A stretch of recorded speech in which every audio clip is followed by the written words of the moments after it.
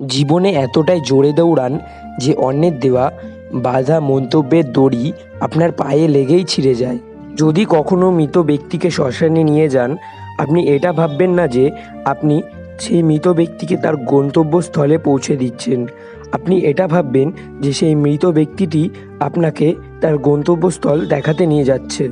অনেক মহান ব্যক্তি বলেছেন যে যেই ব্যক্তি আপনাকে সবচেয়ে বেশি প্রশংসা করে, আপনার সামনে সবথেকে বেশি আপনাকে তেল মারে, সেই ব্যক্তি আপনাকে পেছনে গিয়ে ক্ষতি করে, নিন্দা করে, আপনাকে চুনা লাগায়।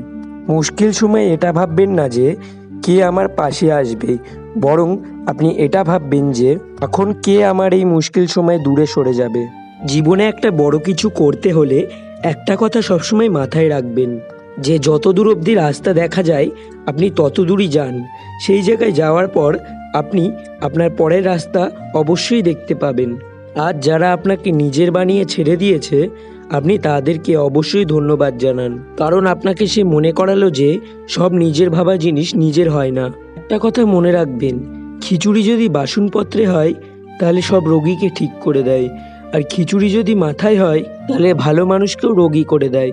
প্রয়োজনের থেকে বেশি কিছু আনন্দের আর প্রয়োজনের থেকে বেশি কিছু দুঃখের কথা অবশ্যই কাউকে বলবেন না, কারণ মানুষ অত্যাধিক আনন্দের ওপরে নজর দেয় আর অত্যাধিক দুঃখের ওপরে নুনের ছোটা দেয়, অর্থাৎ কাটা ঘায়ে নুনের ছেটা দেয়। সময়, ভাগ্য, ধন, শরীর কখনো সাথ দেয় না, কিন্তু বুদ্ধিমত্তা আর সৎসঙ্গ সবসময় সাথ দেয়। কঠিন সময় সেটা নয় যখন কেউ আপনাকে বোঝার চেষ্টা করে না, কঠিন সময় হলো সেটা যখন আপনি নিজেকে বোঝার চেষ্টা করেন না। মানুষের গায়ের রং যতই ফর্সা হোক না কেন, কিন্তু মানুষের ছায়া সবসময় কালোই থাকে। ইচ্ছা পূর্ণ না হলে ক্রোধ বেড়ে যায়, আর ইচ্ছা পূর্ণ হলে লোভ বেড়ে যায়। তাই জীবনে সবসময় ধৈর্য রাখাটাই হলো শ্রেষ্ঠত্ব। বন্ধুরা, সবাই মানুষ, কিন্তু পার্থক্যটা এটাই হলো কেউ ক্ষত করে আর কেউ ক্ষতর ওপর মলম লাগায়। আর বন্ধু সবাই, আর পার্থক্যটা এটাই হলো কেউ সারা জীবন পাশে থাকে আর কেউ ছেড়ে চলে যায়। বন্ধুরা, কাউকে দুঃখ দেওয়া উচিত নয়, কারণ দুঃখ দেওয়ার পরে ক্ষমা চাইলেও দুঃখটা মনের ভেতর থেকেই যায়। যেরকম দেওয়ালে পেরেক পোতার পর পেরেকটা তুলে নিলেও গর্ত থেকেই যায়।